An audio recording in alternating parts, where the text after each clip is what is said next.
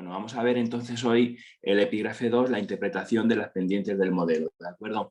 Este punto es un punto importantísimo para el examen, ¿vale? En el examen final y los controles, por supuesto, nunca puede faltar, ¿de acuerdo?, preguntas sobre la interpretación de las pendientes del modelo. Si yo tengo el modelo de regresión, vamos a ver cómo se interpretan las pendientes. Y vamos a diferenciar 4 casos, ¿vale? Entonces va a haber 4 casos y siempre lo que tendréis que hacer en los exámenes, pues será ver en qué caso estáis, ¿de acuerdo? Y aplicar lo que os voy a enseñar ahora, ¿vale? Vamos a empezar por el primer caso.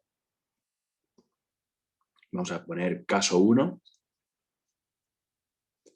Que el caso 1 es un modelo de este tipo. I sub t es igual a beta 1 más beta 2 xt más u sub t. ¿Vale? Es un modelo normal donde la variable y se pone en función de la x, ¿de acuerdo? Y no aparece logaritmos en ningún sitio, ¿vale? Entonces este modelo, ¿vale?, es un modelo que es el más sencillito de todos y vamos a ver cómo se interpreta la pendiente del modelo. Vamos a ver cómo se interpreta el beta sub 2, ¿de acuerdo? Entonces vamos a hacer la interpretación del beta sub 2, ¿vale? Bueno, y la idea pues es muy sencilla, ¿vale? Entonces el beta sub 2, vamos a ponerlo aquí. Y claro, podríamos decir que el beta sub 2 es la derivada de i sub t con respecto a xt. Si tú derivas i sub t con respecto a xt, pues te va a quedar el beta sub 2. Entonces sería la derivada de i sub t con respecto a xt, o si lo ponéis con incrementos, pues nada, el incremento de i partido el incremento de x. ¿Vale? Bueno, y lo que vamos a hacer ahora a continuación es ver cómo se interpretaría, de acuerdo, ese beta sub 2, ¿vale? Como es la pendiente de una recta, pues se tiene que interpretar pues como se hace con todas las pendientes de una recta, ¿no? Entonces, ¿qué tendrías que decir? Bueno, pues para hacer la interpretación tendrías que decir que al aumentar xt en una unidad, el valor esperado de i sub t pues varía en beta sub 2 unidades, ¿vale? Entonces sería la interpretación, tendrías que decir al aumentar xt en una unidad,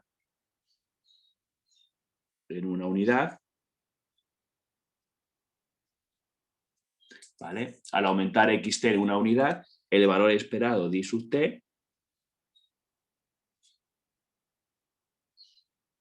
el valor esperado de i sub t varía en beta sub 2 unidades. ¿Vale? Al aumentar xt en una unidad, el valor esperado de i sub t varía en beta sub 2 unidades. ¿De acuerdo? No, pongo varía porque depende del signo que tenga. Porque claro, si tiene signo positivo el beta sub 2, pues al aumentar xt aumentaría en beta 2 unidades. Si fuese un número negativo, al aumentar xt, pues disminuiría en beta 2 unidades, ¿vale? Para que la gente lo entienda bien, si por ejemplo el beta sub 2 es un 8, tendrías que decir al aumentar xt en 8 unidades, el valor esperado de i sub t varía, aumentaría en este caso, como es un 8 es positivo, aumentaría en 8 unidades, ¿de acuerdo? Esto es muy importante, ¿vale? Y ese es el caso más sencillo y cómo se hace la interpretación del beta sub 2 de la pendiente de ese modelo, cómo tendríamos que hacer la interpretación. Daros cuenta que yo he dicho una unidad, si fuese, por ejemplo, el xt fuese dólares, pues tendrías que decir al aumentar xt en $1, ¿de acuerdo? Si fuese en kilos, pues al aumentar xt en 1 kilo. O sea, las unidades son pues las unidades que tenga la y la x, ¿de acuerdo? Bueno, vamos a ver entonces el segundo caso. Vamos a ver el caso 2, que es un caso donde aparece el logaritmo en la y. Vamos a poner logaritmo en la y y aparece también logaritmo en la x. Logaritmo neperiano de xt más u sub t. ¿Lo ves? Es un modelo donde tenemos ya logaritmo en la y, pero también tenemos el logaritmo en la x. Aparece el logaritmo tanto en la variable endógena como en la exógena. Y vamos a ver cómo se interpreta el beta sub 2. Y claro, en este caso, el beta sub 2 sería la derivada del logaritmo de la y con respecto al logaritmo de la x. Si tú derivas el logaritmo de la y, toda esta fórmula, con respecto al logaritmo de la x, pues te quedaría el beta 2. Entonces sería la derivada del logaritmo neperiano de i sub t con respecto al logaritmo neperiano de xt. O también, si queréis, lo podéis poner como incrementos, sería el incremento del logaritmo de la y partido el incremento del logaritmo de la x. ¿De acuerdo? Lo puedes poner también con incremento sin ningún problema y sería pues el incremento del logaritmo de la y abajo pues el incremento del logaritmo de la x. ¿Y sabéis lo que ocurre? Que el incremento del logaritmo de la y es aproximadamente igual a la variación porcentual de la y. Es decir, el incremento del logaritmo de la y es el incremento de y partido por y, ¿vale? Que es la variación porcentual en la y, ¿de acuerdo? Siempre el incremento del logaritmo neperiano de una variable es aproximadamente igual a esto. Eso seguramente a lo mejor lo habéis visto en microeconomía, ¿de acuerdo? Y luego el incremento del logaritmo de la x también aproximadamente es igual al incremento de x partido de x, ¿lo ves? Igual, el incremento del logaritmo de la variable es la variación porcentual de la variable. Y si me hacéis la división, me multiplicáis en cruz, pues os quedaría el incremento de y partido el incremento de x, por xt partido y sub t, ¿vale? Que eso, si la gente mira la fórmula, pues la gente tendría que reconocer que es la fórmula de la elasticidad. Esta es la elasticidad de y con respecto a x. Entonces sería la elasticidad de y con respecto a x. Y a partir de ahora, siempre que veáis que aparece el logaritmo en la endógena y en la exógena, ese parámetro siempre va a ser la elasticidad de y con respecto a x. Y por lo tanto, hacer la interpretación lo tienes que tener en cuenta, que es una elasticidad, y por lo tanto, en vez de hacerlo como lo hicimos aquí arriba, la interpretación en unidades, tienes que hacer la interpretación en porcentajes. Es decir, tendrías que decir, hay que hacer así la interpretación. Al aumentar xt en un 1%, el valor esperado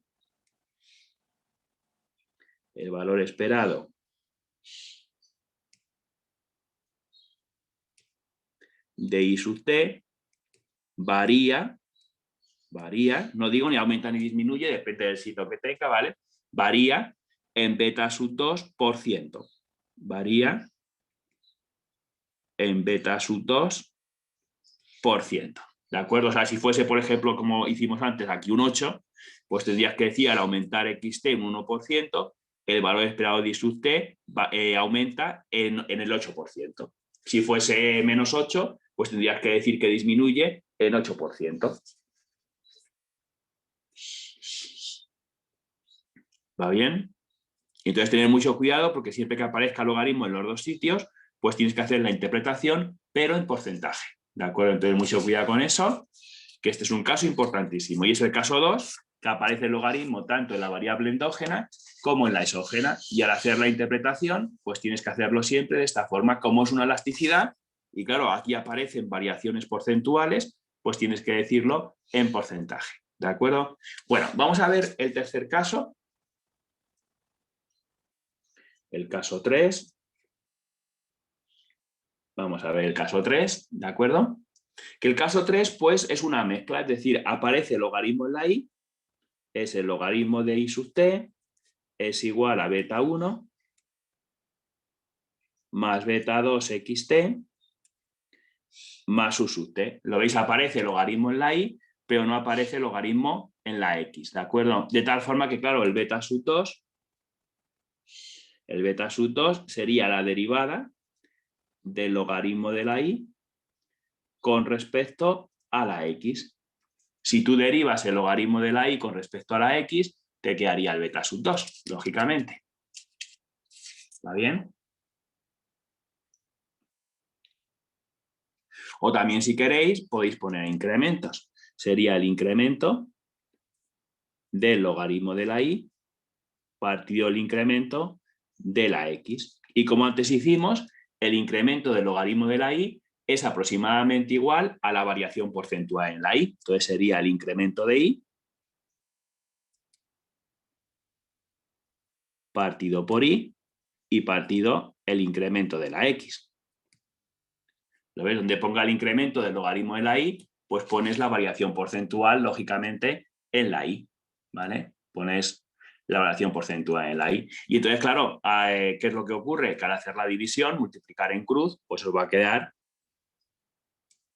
incremento de y partido incremento de x por 1 partido de y sub t. Que si os dais cuenta, no es una elasticidad porque le falta el xt. Si estuviese aquí el xt sería la elasticidad.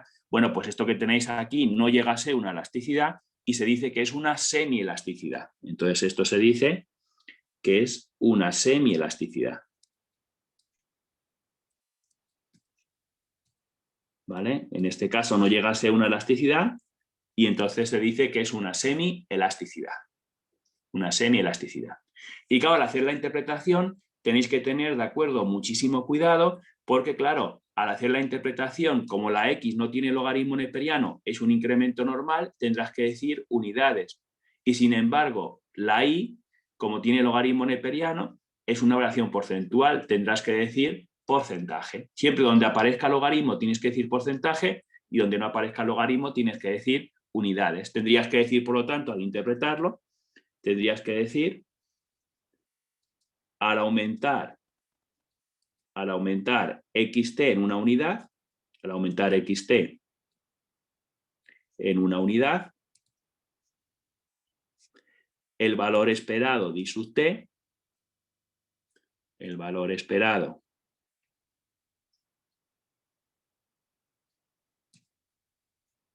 de y sub t varía, ya sabéis, nunca digo si aumenta o disminuye porque depende del signo que tenga el parámetro beta 2, ¿vale? Entonces, al aumentar xt una unidad, el valor esperado de y sub t varía y entonces tienes que decir beta 2 y mucho cuidado porque ese número tienes que multiplicarlo por 100 y decir porcentaje. Es decir, si fuese un 8, si este beta 2 fuese un 8, tienes que decir al aumentar xt una unidad, el valor esperado de y sub t aumenta el 800%.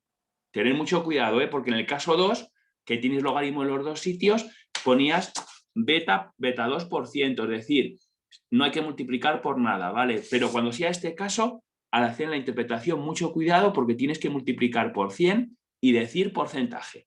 ¿De acuerdo? Entonces, si fuese 8, tienes que decir aumenta el 800%. Si fuese menos 8, disminuye el menos 800%. ¿De acuerdo? Esto es importantísimo. Y ya vamos a ver el cuarto caso, y último ya, que es lo contrario. Vamos a ver el caso 4. Vamos a ver el caso 4, que el caso 4 justamente va a ser lo contrario. Va a tener logaritmo en la x y no en la y. Entonces sería y sub t es igual a beta 1 más beta 2 logaritmo de la x más u sub t. ¿Lo veis? Entonces vamos a tener logaritmo en la x, pero no vamos a tener logaritmo en la y. ¿De acuerdo? Ponemos lo que es igual el beta 2. Y claro, en este caso el beta 2 es la derivada de y sub t con respecto al logaritmo de xt para que te quede beta 2. Entonces sería la derivada de y sub t con respecto al logaritmo neperiano de xt. Ya sabéis que se puede poner así con derivadas o si queréis poner incrementos, pues también podéis poner incrementos. Podéis poner incremento de y partido el incremento del logaritmo de la x. ¿Correcto? Y luego a continuación, pues lo que tenemos que hacer, ¿de acuerdo? Pues sería lo de siempre, el incremento del logaritmo de la x, pues va a ser igual a la variación porcentual de la x. Perdón. Va a ser incremento de y partido incremento de x partido por x. ¿Vale? Como siempre. Y a continuación lo que hacemos, como siempre, pues que hacemos la división, multiplicamos en cruz y nos quedaría incremento de y partido incremento de x por xt. Nos quedaría. ¿De acuerdo? Que como veis tampoco llega a ser una elasticidad porque le falta aquí dividir por y sub t. Entonces también es una semielasticidad, claro. No llega a ser una elasticidad y se dice que es una semielasticidad.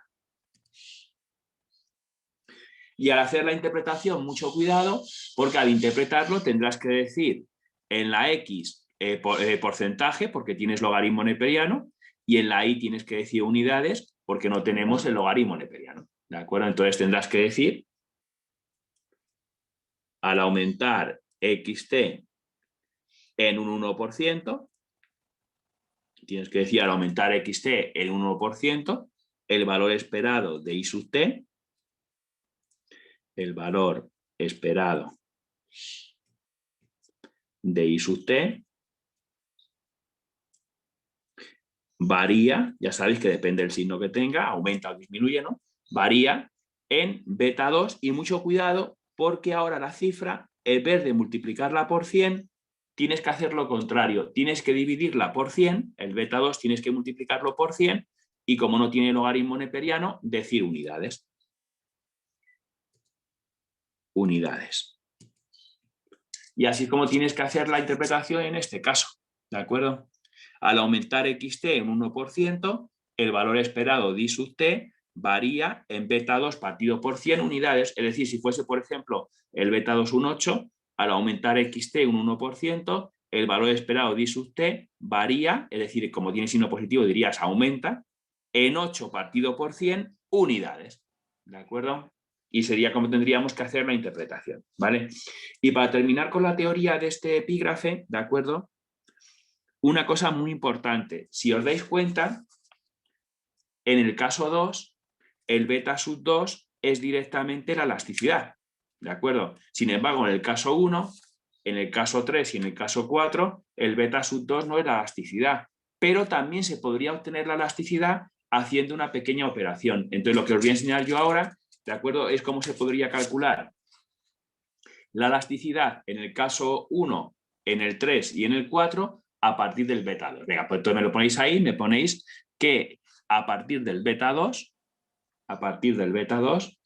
se puede obtener la elasticidad, a partir del beta sub 2 se puede obtener la elasticidad, en el caso 1, en el 3 y en el 4 de la siguiente forma. Se puede obtener la elasticidad en el caso 1, en el 3 y en el 4 de la siguiente forma. En el caso 2 no, porque en el caso 2, como es directamente, pues ya está, el beta 2 es la elasticidad, ¿vale? Bueno, voy a poner el caso 1. Vale. Y vamos a poner el caso 1, el primer caso, ¿de acuerdo? Y vamos a ver cómo se obtendría la elasticidad de y con respecto a x. Y la idea es muy sencilla, mirar aquí, a la hoja, muy importante. Claro, en el caso 1, el beta sub 2 sería esto. Por lo tanto, para obtener la elasticidad, yo tendría que coger el beta 2, que es esto, y multiplicarlo por xt y dividirlo por y sub t. Claro, si tú multiplicas por xt y divides por y sub t, ya te queda la fórmula de la elasticidad, ¿de acuerdo? Entonces, para obtener la elasticidad, tendríamos que coger el beta 2 y multiplicarlo por xt y dividirlo por y sub t. Entonces, el caso 1 pues sería bastante fácil de hacer. Es simplemente coger el beta 2, que es el incremento de y partido por el incremento de x en ese modelo, y multiplicarlo por la x y dividirlo por la y, ¿vale? En el caso 2,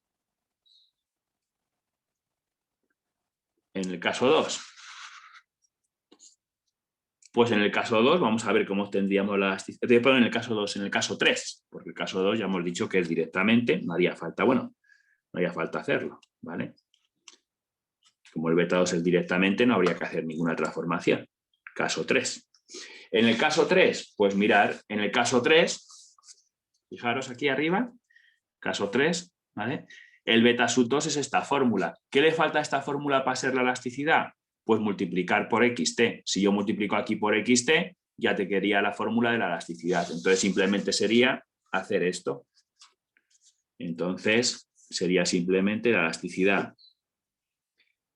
de y con respecto a x sería coger el beta sub 2 y multiplicarlo por xt. En cuanto tú multipliques por xt, ya te queda directamente la elasticidad, ¿de acuerdo? Y ya en el caso 4, vamos a ponerlo aquí, en el caso 4, elasticidad de y con respecto a x, y lo tenéis claro, mirad, el caso 4 es este que tenéis aquí, caso 4, el beta 2 es esta fórmula, ¿y qué le falta para ser la elasticidad? Pues le falta simplemente que dividamos por i sub t. Si yo cojo el beta 2, que es esto, y lo divido por i sub t, ya te queda la fórmula de la elasticidad. Entonces sería coger el beta sub 2 y dividirlo por i sub t. ¿Lo veis? Y entonces directamente el caso 2, el beta 2 es la elasticidad, y en el resto de los casos el beta 2 no es la elasticidad, pero a partir del beta 2 se puede obtener la elasticidad con estas sencillas operaciones. ¿Entendemos un poquito la idea? Bueno, y esta es la teoría que os quería enseñar sobre la interpretación de las pendientes de un modelo, sobre el parámetro que multiplica la x, ¿de acuerdo? Dependiendo si tenéis logaritmo en los dos sitios, no aparece logaritmo en ningún sitio, o aparece en la y no en la x, o al contrario, ¿vale? Y así ya tenéis todos los casos que existen, y cuando os pongan esos casos ya los podréis interpretar, ¿de acuerdo? Bueno, y ahora lo que quiero hacer son preguntas tipo test sobre esto, porque como es tan importante, ya más vais a ver que esto no lo vamos a dejar de utilizar durante todo el curso, ¿eh? O sea que esto hay que aprendérselo muy bien, porque a partir de ahora vais a ver que lo vamos a utilizar constantemente. Voy a hacer preguntas de tipo test que tenéis que coger un archivo que pone test 4, ¿vale? Entonces el archivo que pone test 4 vamos a hacer, de acuerdo, algunas preguntas tipo test para que veáis cómo funciona, ¿vale? Vamos a empezar con el test 4, y vamos a empezar con la primera pregunta de test, que dice lo siguiente. Dice, bajo todas las hipótesis clásicas del modelo lineal general, si Ln representa el logaritmo neperiano y nos referimos a la pendiente del modelo como incremento de y partido incremento de x, me están diciendo que la pendiente del modelo va a ser esta. La pendiente va a ser incremento de y sub i partido incremento de xy. Nos dice que eso va a ser lo que ellos van a llamar la pendiente. Y la elasticidad de y con respecto a x, y os pone la fórmula. Y la elasticidad de y con respecto a x va a ser esta. Va a ser en este caso incremento de y partido incremento de x por x partido por y. La fórmula que os puse antes, ¿vale? Ahí lo tenéis. Correcto. Y dice lo siguiente, dice, indique qué afirmación es falsa, o sea que en este caso tener cuidado porque son todas correctas y hay que buscar la que es falsa, ¿de acuerdo? Ya sabéis que en los exámenes siempre va a haber una verdadera y todas las demás falsas, y hay que decir cuál es la verdadera, pero hay algunas veces que os van a poner todas verdaderas y una falsa, y tenéis que señalar cuál es la falsa. Cuidado que con eso luego se producen muchos errores el día del examen, ¿eh? ¿De acuerdo? Entonces tenéis que tener en cuenta eso, ¿eh? Bueno, y entonces nos dicen ahí modelos y tenéis que decir cuál es la pendiente y cuál es la elasticidad. Bueno, pues si la gente se ve los apartados, realmente la falsa tiene que estar entre dos, porque ponen el mismo modelo, ¿de acuerdo? Y nos dicen que las cosas cambian, ¿vale? Entonces, por ejemplo, en este caso, sin saber nada de econometría, yo tengo claro que estaría entre la A y la C, ¿de acuerdo? La falsa tiene que estar entre la A y la C, porque en esos dos apartados han puesto el mismo modelo, si os dais cuenta, han puesto este modelo y su i es igual a beta 1 más beta 2 xy más su i, ¿vale? Han puesto, en los dos apartados han puesto este modelo y claro, el apartado A dice que la pendiente del modelo es beta 2 y la elasticidad es beta 2 por xy partido y su i, mientras que el apartado C dice que la pendiente también es beta 2, dice lo mismo, pero la elasticidad dice que es beta 2 por i sub i partido por xy, es decir, justamente lo han puesto al contrario, ¿de acuerdo? Entonces, una de las dos es falsa seguro, ¿de acuerdo? Porque la elasticidad o es una cosa o es la otra, ¿vale? Y claro, si os dais cuenta, aquí tenéis el caso primero que os he puesto en la teoría, ¿de acuerdo? Correcto, el caso primero, y claro, lógicamente, sí que lo tenéis aquí. El incremento de y partido el incremento de x es directamente beta 2, o sea que eso estaba claro. En este modelo, el incremento de y partido el incremento de x es beta 2, lo que han llamado ellos la pendiente. El incremento de y partido el incremento de x, en este modelo es directamente el beta sub 2, porque lo hemos visto antes, y luego la elasticidad pues la tenéis aquí, mirad, os he dicho que en el caso 1 la elasticidad se obtenía así, se cogía el beta 2, se multiplicaba por X y se dividía por Y. Entonces la elasticidad en este modelo, la elasticidad de Y con respecto a X, pues era simplemente coger el beta 2 y se multiplicaba por la X y se dividía por la Y. ¿De acuerdo? Por lo tanto, ya habéis encontrado la falsa. La falsa sería justamente la C, porque la C, si os dais cuenta, la elasticidad han puesto beta 2 por I sub I partido XY, lo han puesto al contrario. ¿De acuerdo? Entonces la C es la falsa y sin embargo la A pues es verdadera, claro. Entonces C es la falsa, es la que tenéis que señalar. Porque la elasticidad la han puesto justamente al contrario. ¿De acuerdo?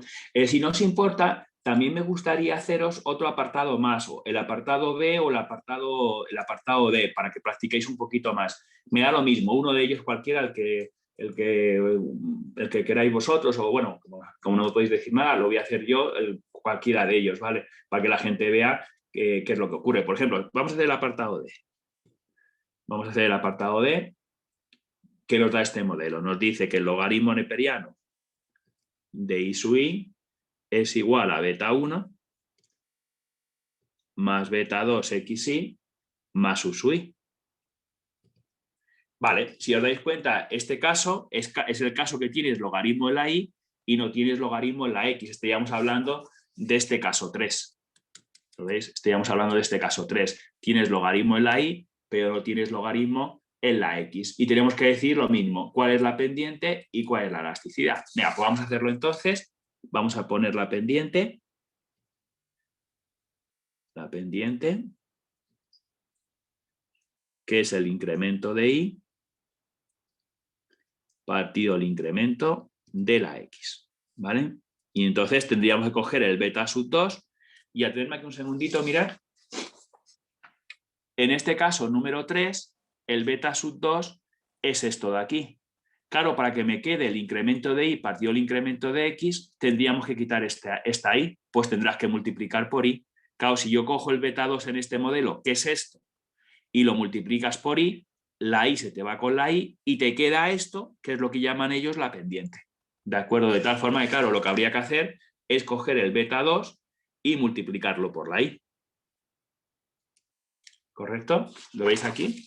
Si yo cojo el beta 2, que es esta fórmula, y la multiplico por la Y se nos va con la Y y nos queda esto, que es lo que llaman la pendiente. ¿De acuerdo? Por lo tanto, ¿lo veis? La pendiente del modelo es beta 2 por I sub I, dices apartado D. Eso está bien, ¿vale? Y ahora vamos a ver la elasticidad. Y la elasticidad de Y con respecto a X, pues sería coger el beta 2. Bueno, y eso lo hemos puesto antes. El caso 3 ya lo pensamos antes, ya lo vimos antes. Para obtener la elasticidad hay que coger el beta 2 y multiplicarlo por xt. Claro, para obtener la elasticidad lo que le falta es multiplicar aquí por xt para que quede la fórmula de la elasticidad. Entonces el beta 2 tienes que multiplicarlo por xi. Y es justamente lo que dice el apartado D. El apartado D dice que la pendiente del modelo es beta 2 por I sub I y la elasticidad pues es beta 2 partido de xi, ¿vale? Por lo tanto, como veis, es verdadera, no hay que señalarla porque aquí en esta pregunta se buscaba la falsa, ¿vale? Bueno, pues la 1 ya estaría, ya tendríamos la 1, vamos a pasar a la pregunta 2, ¿de acuerdo? Vamos a pasar a la pregunta 2 de este test, que dice lo siguiente, mirad. Nos dice... Vamos a leerlo. Dice, considérese el siguiente modelo y nos dan este modelo. Y sub t es igual a beta 1 más beta 2 logaritmo neperiano de xt2 más beta 3 xt3 más beta 4 xt3 al cuadrado. Espera. xt3 al cuadrado. xt3 al cuadrado. Y luego más u sub t. Nos dan este modelo, ¿vale? Que tenéis ahí. Y nos dice, bajo todas las hipótesis clásicas del modelo lineal general, si los símbolos incremento e incremento porcentual representan el cambio absoluto y porcentual respectivamente de una variable cualquiera, indique con respecto al modelo anterior cuál de las siguientes afirmaciones es falsa. El valor esperado de era i cuando el xt2 se incrementa un 1% y el incremento de xt3 y de la u vale 0, es aproximadamente igual a beta 2 partido por 100.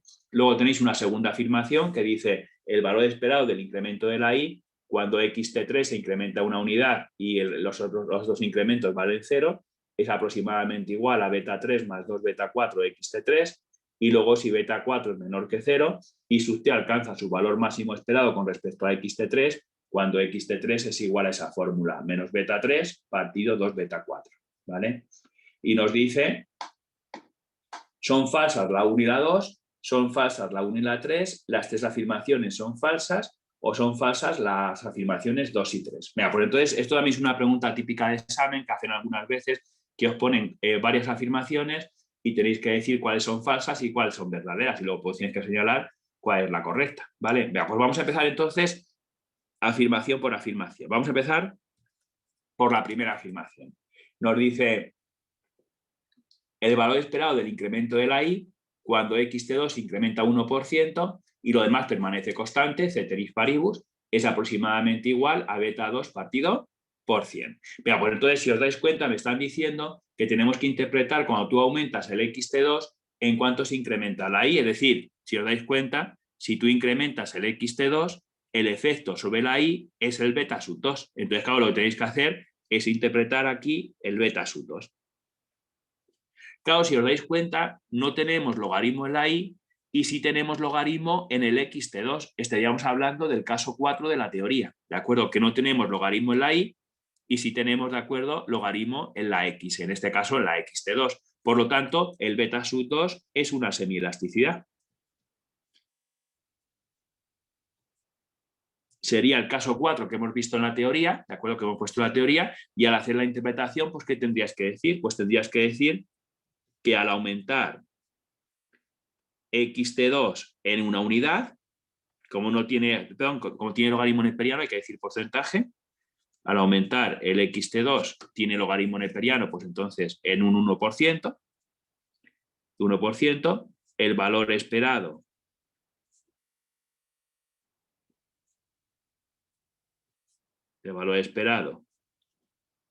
de i sub t varía. Y ya sabéis, ¿de acuerdo?, lo que os dije, que al aumentar xt2 en 1%, el valor esperado de i sub t varía, ¿de acuerdo? Y esa cifra hay que dividirla por 100, sería beta 2 partido por 100, y decir unidades porque no tienes logaritmo neperiano, es un incremento normal, ¿vale? Entonces sería unidades. Sería la interpretación que tendríamos que hacer. ¿Está bien? Al aumentar xt2 un 1%, el valor esperado de i sub t varía en beta 2 partido por 100 unidades, porque es una elasticidad. Estamos en el caso 4 que hemos puesto en la teoría y, por lo tanto, habría que hacer así la interpretación. Y si os dais cuenta, la primera afirmación, la vamos a leer, está perfecta. El valor esperado del incremento de la i cuando xt2 se incrementa 1%, ¿lo veis?, y lo demás permanece constante, lógicamente, siempre, por favor, tú varías esta variable y lo demás lo mantienes constante, lógicamente. Es siempre ceteris paribus, que se llama, ¿vale? Es aproximadamente igual a beta 2 partido por 100. Pues sí, está perfecto la interpretación. Esta afirmación es verdadera. De momento, la una es verdadera, ¿vale? Vamos a la segunda afirmación. Vamos a ver lo que nos dice.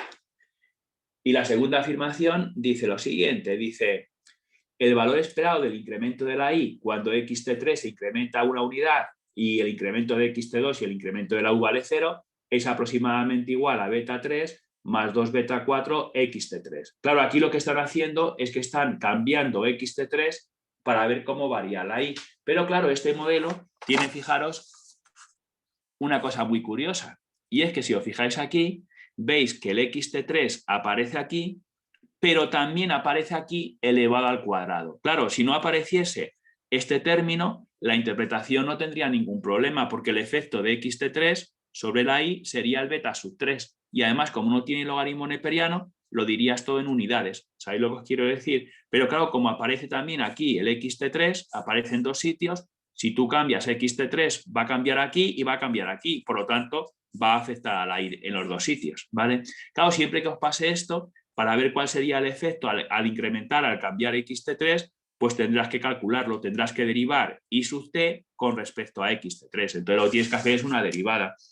Tienes que hacer la derivada de y sub t con respecto a x de 3.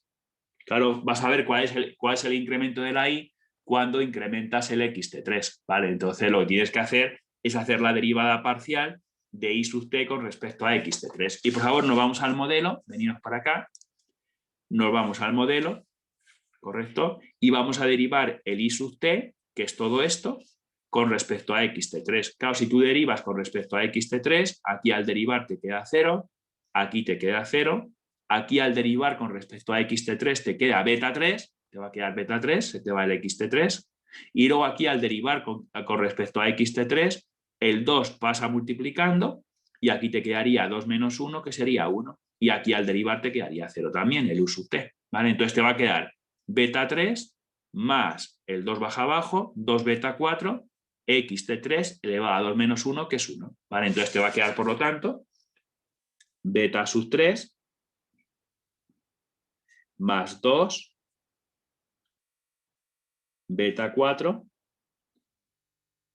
x t3, ¿vale?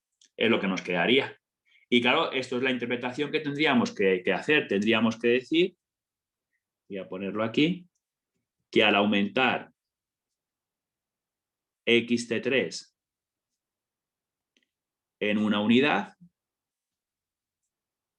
como no aparece logaritmo en ningún sitio, ¿vale? Pues entonces en el x t3 no aparece logaritmo ni nada. Al aumentar x t3 en una unidad, el valor esperado de y sub t, el valor esperado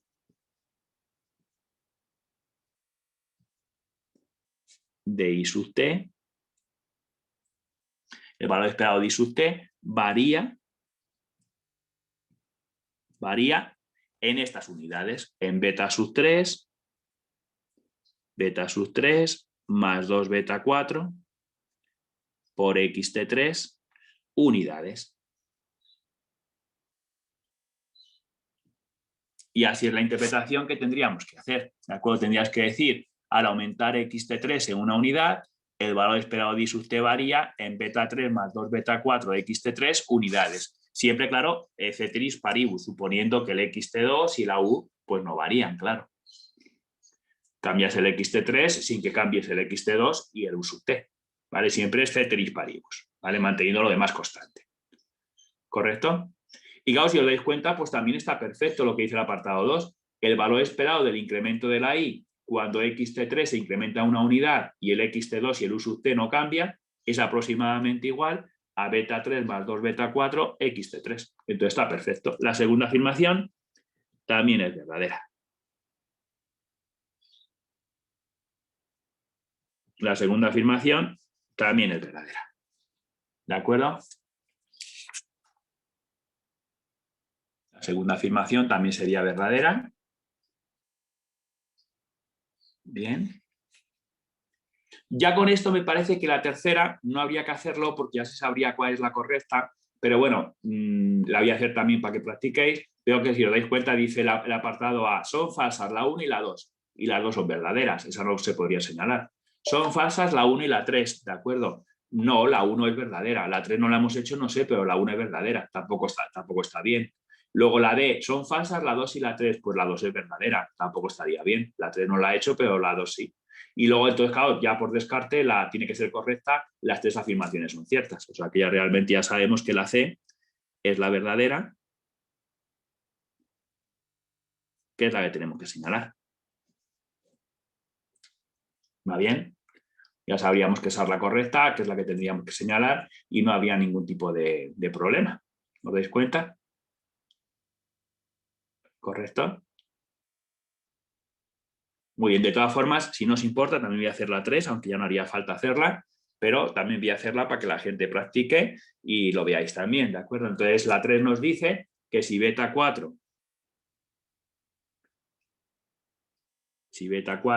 es menor que 0, y sub t alcanza su valor máximo esperado con respecto a xt3 cuando xt3 es igual a esa fórmula.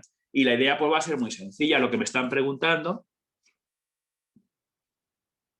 es maximizar el i sub t. Lo que me están preguntando es maximizar el i sub t.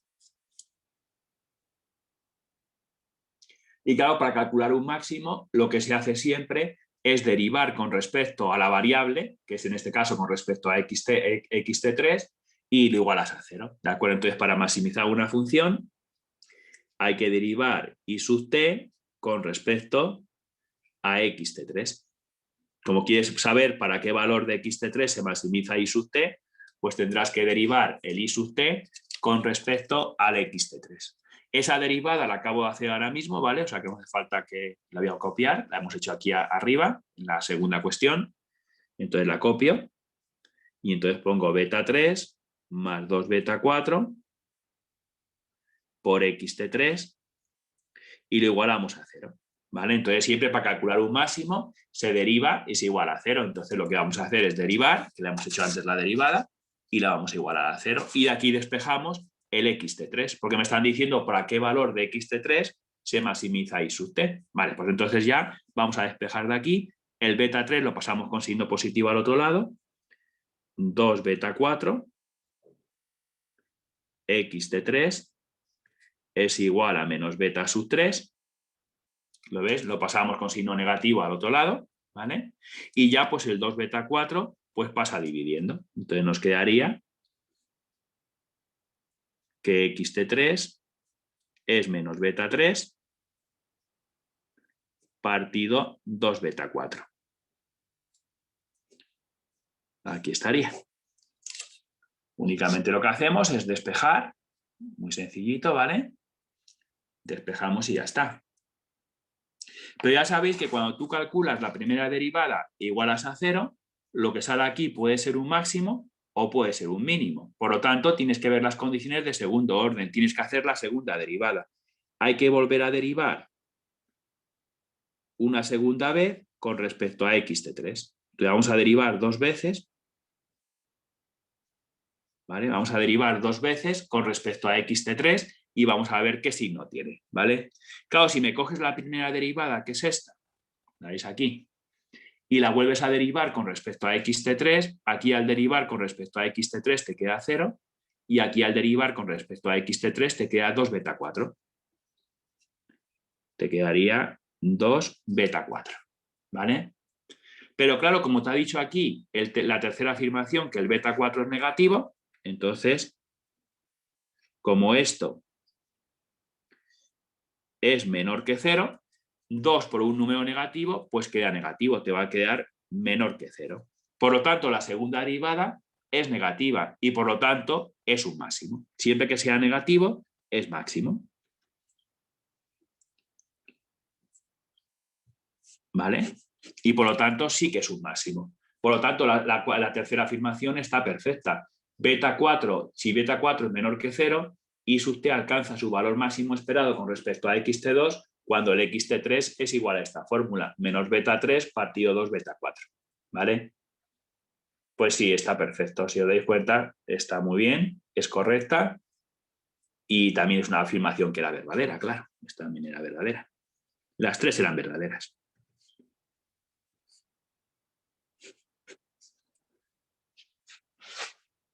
¿Todo bien? Muy bien. Esto es una cosa además que vais a ver que posteriormente lo vamos a hacer también mucho en ejercicios. Atendedme aquí un segundito, mirad. Lo vamos a hacer posteriormente bastante en ejercicios, en preguntas tipo test. A lo mejor el modelo vas a tener aquí el número de cigarrillos que se consumen. Aquí va a aparecer la edad y la edad al cuadrado. Y te van a decir para qué edad se maximiza el consumo de cigarrillos. Pues tendrás que derivar el consumo de cigarrillos con respecto a la edad, que aparece aquí la edad y la edad al cuadrado, pues derivas con respecto a la edad, igualas a 0 y despejas de ahí la edad. Y te va a decir para qué edad se maximiza el consumo de cigarrillos. ¿De acuerdo? Entonces eso es una pregunta pues, bastante importante. ¿Vale? Bueno, vamos a hacer entonces la pregunta 3, si no tenéis ninguna duda sobre esto. Voy a hacer la 3. Vale, vamos a ver la 3, que nos dice lo siguiente. Vais a ver que la 3 es muy parecida a la 2, pero cambian un poquito el modelo. Dice, consideres el modelo 1, y te dan este modelo, y sub t es igual a beta 1 más beta 2, logaritmo neperiano de xt2, más beta 3, xt3, más u sub t. Claro, si os dais cuenta, este modelo es un poco más sencillo que el modelo de la pregunta del test 2, ¿no? Porque si os dais cuenta, es el mismo modelo, pero no aparece el xt3 al cuadrado. Han quitado el xt3 al cuadrado, ¿vale? Y entonces nos dice lo de antes, nos dice, bajo todas las hipótesis clásicas del modelo lineal general, dice si los símbolos incremento e incremento porcentual representan respectivamente el cambio absoluto y el cambio porcentual de una variable cualquiera, indique con respecto al modelo 1 cuál de las siguientes afirmaciones es cierta. Nos dan también 3 afirmaciones y tenemos que ir una por una viendo cuáles son ciertas y luego pues tenemos que decir de acuerdo a las que son la que es cierta, ¿vale? Mira, pues vamos a empezar entonces con la primera afirmación. Vale, y la primera afirmación dice el valor esperado del incremento de la i cuando xt2 incrementa 1% y el xt3 y el u sub t no se incrementan, siempre es bajo el supuesto ceteris paribus, que lo demás no cambia, es aproximadamente igual a beta 2 partido por 100, ¿de acuerdo? Bueno, pues entonces, nada, me están diciendo que tenemos que interpretar al cambiar el xt2 en cuánto varía el i sub t, entonces me están preguntando por la interpretación del beta 2, ¿vale? Bueno, pues esto es igual que el ejercicio que hicimos antes, claro, no tienes logaritmo en la i y tienes logaritmo en el xt2, pues es una semielasticidad. Entonces esto está claro que es una semielasticidad. Y claro, al hacer la interpretación, pues tienes que hacerlo, como tienes logaritmo en el xt2, tienes que decir, al aumentar xt2 en un 1%, el valor esperado de i sub t, el valor esperado de i sub t varía, y claro, tienes que coger el beta 2, dividirlo por 100 y hay que decir unidades, porque el i sub t no tiene, como veis, logaritmo neperiano. Entonces varía en beta 2 partido por 100 unidades. ¿Correcto?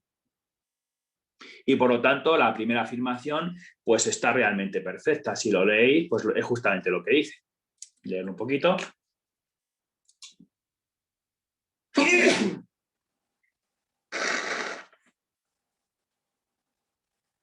Esto está perfecto, como veis, porque te dice el valor esperado del incremento de la i cuando xt2 incrementa 1% y lo demás permanece constante, ceteris paribus, es aproximadamente igual a beta 2 partido por 100. Pues entonces, esta verdadera.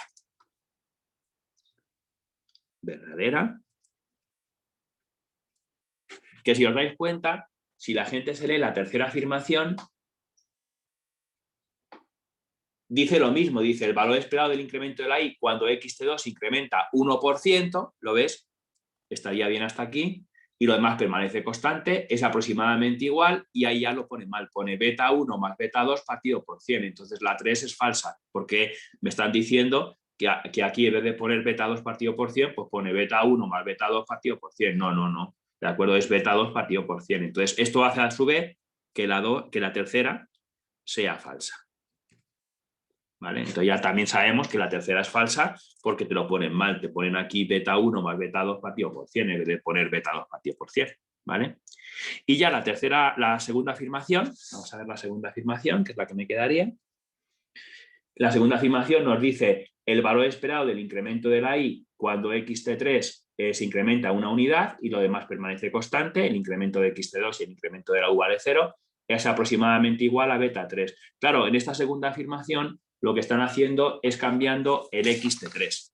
Claro, si tú cambias el xt3, el efecto está en el beta sub 3. Claro, este modelo es mucho más sencillo que el que hicimos antes en el test número 2 porque no aparece el xt3 al cuadrado. Entonces, la interpretación va a ser mucho más sencilla. En la interpretación sencilla de beta sub 3, además, al no tener logaritmo en xt3 y no tener logaritmo en la i, hay que hacer los incrementos normales, los incrementos en unidades, ¿de acuerdo? Entonces tendrías que hacer la interpretación del beta 3 y nada, tendrías que decir, al aumentar xt3 en una unidad, ¿vale? Al incrementar xt3 en una unidad, el valor esperado de i sub t, el valor esperado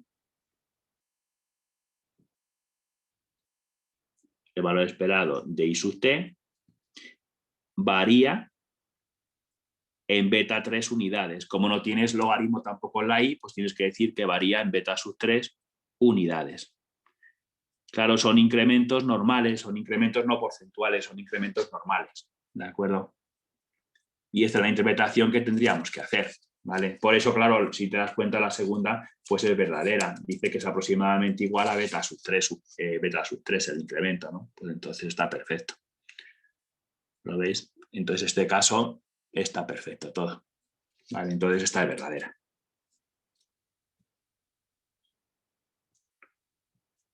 Verdadera.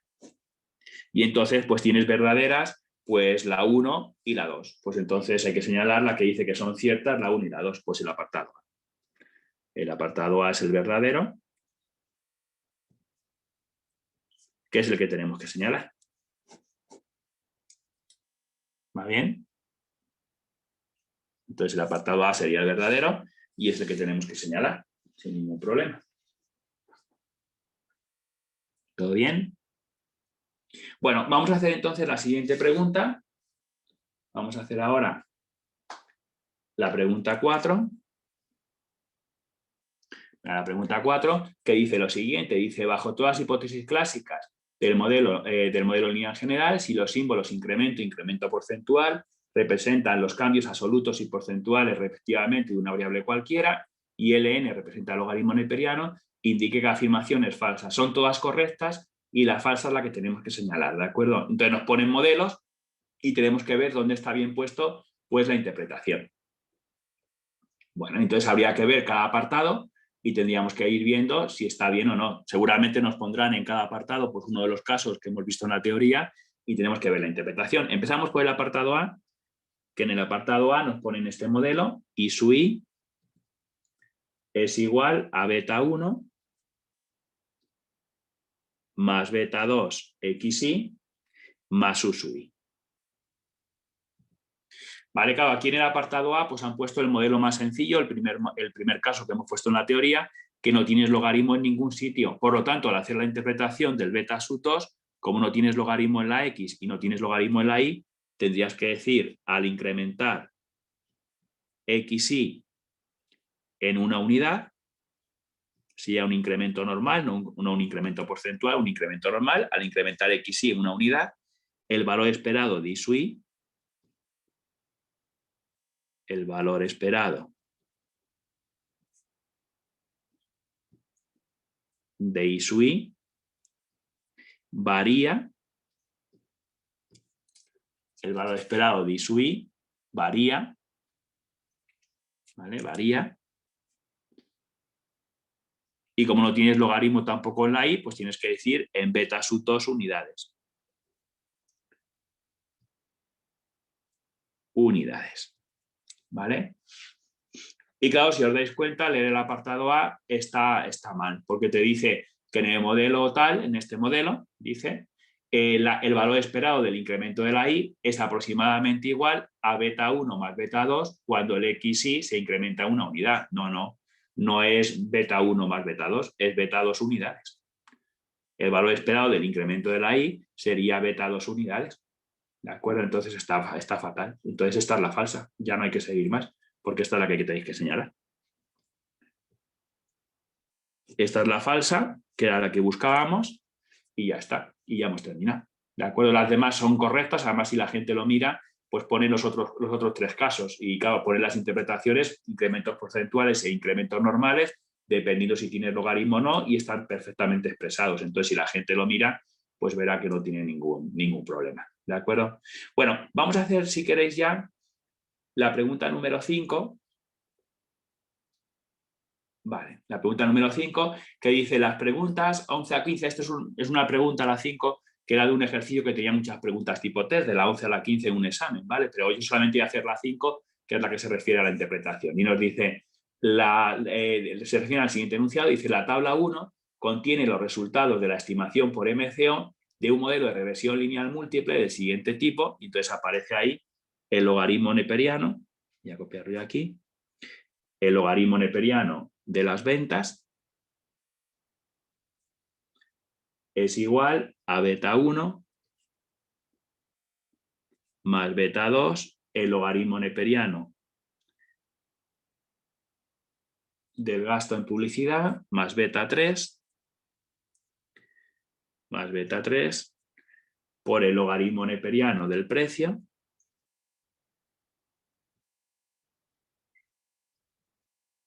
más U sub t, ¿vale? Y nos dice lo siguiente, dice, donde L o G representa el logaritmo neperiano con 25 datos anuales sobre 3 variables, y te explica lo que es cada cosa, te dice el volumen de ventas de cierta empresa en miles de euros, el gasto en publicidad en miles de euros y el precio medio de venta al público en euros del producto que se comercializa, la empresa considerada. En la tabla 1, L o G representa el logaritmo neperiano, ¿de acuerdo? Entonces, ahí tenéis el modelo estimado. Lo veis que pone variable dependiente, el logaritmo de las ventas, y luego aparece las variables, la constante, el gasto en publicidad, lo veis, aparece el beta 1, la constante, el logaritmo del gasto en publicidad y el logaritmo del precio. Ahí lo que aparece es este modelo estimado y ahí tenéis, en donde pone coeficientes, tenéis los estimadores. Tenéis el beta 1 estimado, el beta 2 estimado y el beta 3 estimado. Ahí tenéis los estimadores. No os preocupéis porque la tabla esta de ordenador la explicaremos también algún día con mucho detalle, ¿vale? Y veremos lo que es cada cosa, pero de momento solamente que sepáis que pone variable dependiente, logaritmo de las ventas, en variable aparecen los regresores, la constante, que es la C, el logaritmo del gasto en publicidad y el logaritmo del precio, ¿de acuerdo? Y donde pone coeficientes, pues ahí tenéis los 3 estimadores. Tenéis que el beta 1 estimado vale 1,48, 99,55, 99,51, perdón. Luego el beta 2 estimado, que pone que es 1,28, 62,35. Y luego el beta sub 3 estimado, que nos dice que es menos 0,63, 63,0401. ¿Correcto? Entonces son los 3 estimadores que aparecen ahí en la tabla.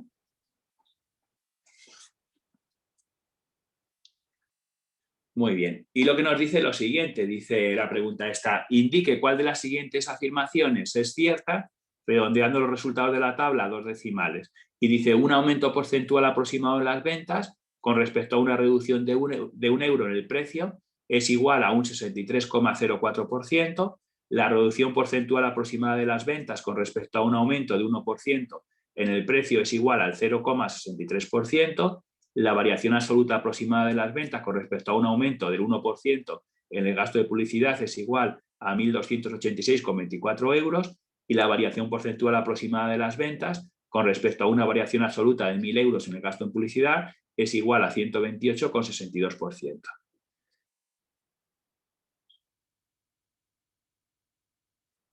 ¿Vale?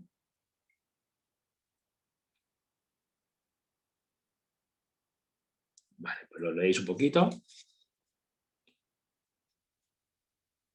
Y claro, me están preguntando en los apartados pues la interpretación justamente de los parámetros del modelo. Están cambiando el gasto en publicidad o el precio para ver cómo afecta a las ventas. Pues si queréis hago la interpretación de acuerdo del beta sub 2 y del beta sub 3 estimado con las cifras que tenemos aquí y ya luego veremos enseguida cuál es la correcta, ¿vale? Entonces el beta sub 2 estimado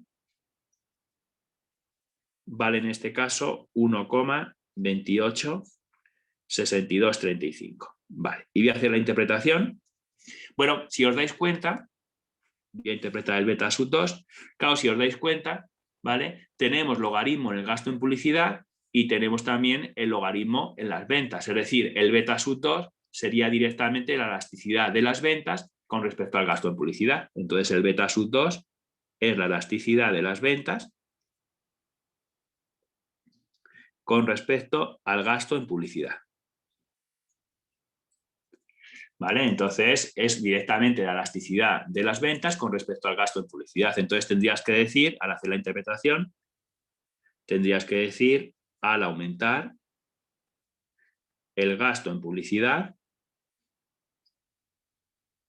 en un 1%, porque tiene logaritmo neperiano, en un 1%, el valor esperado de las ventas, el valor esperado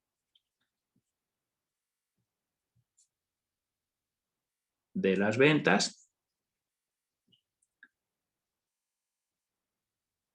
y tiene signo positivo, pues aumentaría, ¿vale? El valor esperado de las ventas aumentaría, y claro, como tienes también logaritmo en las ventas, pues tienes que decir porcentaje, hay que decir que aumentaría el 1,28 62,35%, ¿vale? Y esto sería la interpretación que tendríamos que hacer. Al aumentar el gasto en publicidad un 1%, el valor esperado de las ventas aumentaría en 1,286235%. ¿Va bien? Perfecto. Y si haces la interpretación del beta sub 3, el beta 3 estimado vale en este caso, pues menos 0,63, menos 0,630401, y lo mismo del otro caso también, porque si os dais cuenta, el precio también tiene logaritmo y las ventas tienen logaritmo, también es la elasticidad de las ventas con respecto al precio. Entonces esto de aquí es la elasticidad de las ventas con respecto al precio. ¿Va bien? En este caso, como tienes logaritmo en el precio y tienes logaritmo en la venta, también es la elasticidad. Entonces, al hacer la interpretación, tienes que hacerlo todo en porcentajes. Tendrás que decir, al aumentar el precio en un 1%, el valor esperado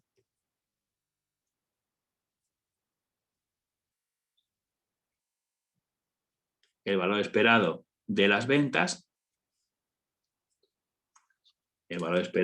ventas, y claro, como tiene signo negativo, tendrías que decir que disminuye, ¿vale? Tienes que decir que disminuye, ¿vale? En el 0,630401%. Tendrías que decir porcentaje, ¿de acuerdo?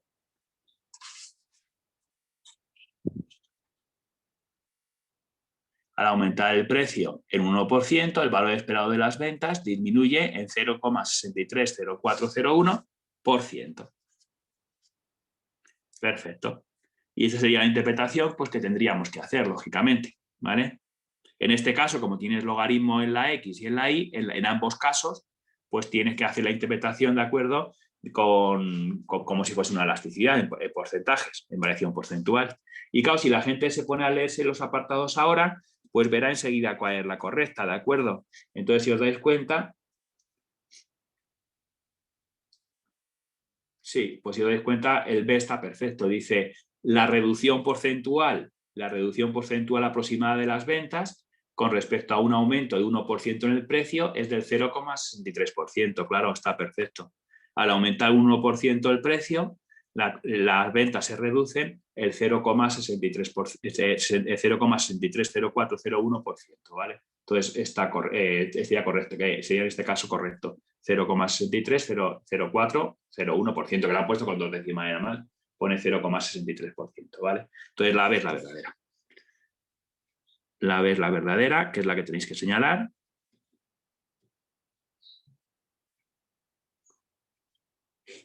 Y esta es la correcta, ¿vale? El apartado A, como veis, está mal porque dice el aumento porcentual aproximado de las ventas con respecto a la reducción de €1 en el precio. No puedes decir €1, tienes que decir 1%, ¿de acuerdo? Y además hasta la cifra está mal, porque luego pone 63,04% y sería 0,630401%, ¿vale? Entonces está mal. El apartado C le pasa lo mismo, dice la variación absoluta aproximada de las ventas con respecto a un aumento de 1% en el gasto en publicidad, ¿de acuerdo? 1% está bien, pero claro, te dice que es igual a 1.286,24 euros y tenía que haber dicho porcentaje. Tenía que haber dicho 1,28, 62,35%, ¿vale? Y la D le pasa lo mismo, dice la variación porcentual aproximada de las ventas con respecto a una variación absoluta de 1.000 euros en el gasto en publicidad, ¿de acuerdo? No el gasto, no es aumento de 1.000 euros, ¿de acuerdo? Es porcentaje siempre, tenía que haber dicho 1%. Está todo mal y la única correcta pues sería la B, que dice precisamente pues lo que os acabo de decir, ¿vale? Y solamente, por favor, ya para terminar con este vídeo, solamente una cosita más, ¿de acuerdo? Por favor, mucho cuidado. Hay algunas veces que en el examen, os voy a hacer una advertencia importante, por favor, hay algunas veces que en el examen lo que hacen es interpretarlo, ¿de acuerdo? Pero al contrario, es decir, en vez de decir al aumentar el gasto en publicidad 1%, a lo mejor te dice disminuye. Aquí te dice disminuye. Claro, si aquí te dice disminuye, aquí te tendría que decir que disminuye. Claro, cuando esto tiene signo positivo, las dos variables se mueven en el mismo sentido. Si aumenta el gasto en publicidad, aumenta las ventas. Y si disminuye, disminuye. Entonces, si alguna vez os hacen la interpretación al disminuir y aquí pone disminuir, también estaría bien interpretado. ¿Correcto? O aquí, por ejemplo, aquí como tiene signo negativo, las variables se mueven en sentido contrario. Entonces, al hacer la interpretación, podrías haber dicho aquí disminuye y entonces aquí tendrías que haber dicho que aumenta. ¿De acuerdo? ¿Entendéis lo que os quiero decir? ¿Vale? Si aquí dice disminuye, aquí tendría que decir que aumenta, claro. Porque tiene signo negativo, se mueven en sentido contrario. ¿Vale? Esa es la primera advertencia que os tendría que hacer, que aunque yo siempre hago la interpretación al incrementar la X, ¿de acuerdo? Cuánto varía la Y, ¿vale? Y si tiene signo positivo, digo aumenta, pero también puedo hacer aquí disminución y decir que aquí disminuye, ¿vale? O sea, hay que tener mucho cuidado con eso. Y luego otra advertencia que también os quería hacer es que algunas veces, al hacer la interpretación, hay algún apartado que en vez de decir al aumentar el gasto en publicidad 1%, a lo mejor te dice 5%.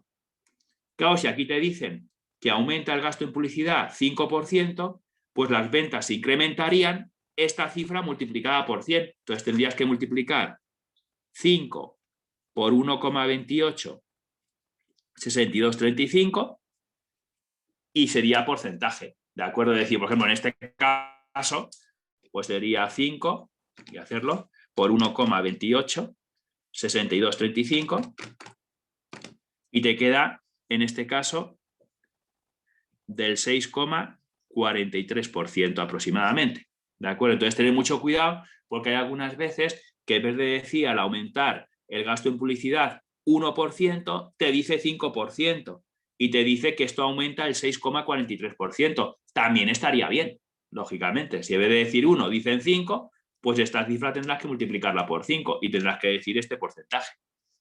Entonces, estas son dos advertencias muy importantes que luego la gente no las tiene en cuenta y hace más no encuentra la correcta, porque claro, en vez de poner 1, ponen 5 y entonces la cifra la han multiplicado por 5. Claro, si esto aumenta esto, pues el 5% aumentará esa cifra multiplicada por 5. O sea, hay que tener mucho cuidado con eso, que esto es muy importante.